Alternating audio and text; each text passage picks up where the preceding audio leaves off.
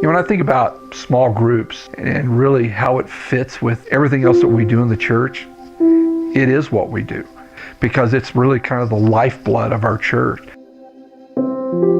People say, well, what exactly is a small group? Well, a small group is where any believers really kind of get together, study the Word of God, share their lives, let biblical principles really kind of seep into their life. And so whether we're talking about a small group that meets during the middle of the week, or we're talking about a men's group and during, on an early morning, or we're talking about a Sunday school class on Sunday morning, that's what we're talking about when we're talking about small groups. We can't do small groups without small group leaders, because they're not just teachers or small group leaders. I see them as shepherds. And so it's more than just, hey, we're opening up our house, or we're preparing a meal, or I've got my report to fill out. But it's really, gosh, they just interact with people's lives, and it's just so awesome.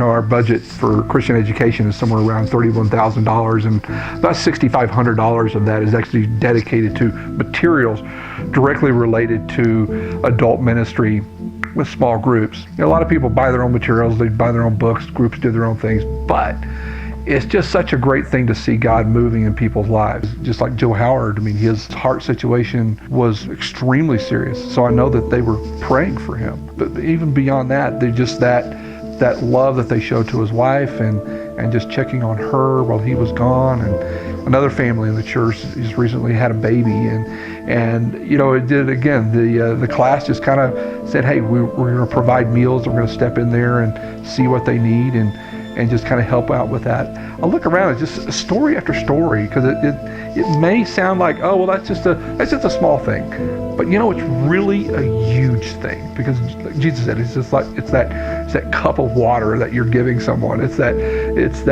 going to visit them when they're really down, and just kind of showing up and being that encouragement.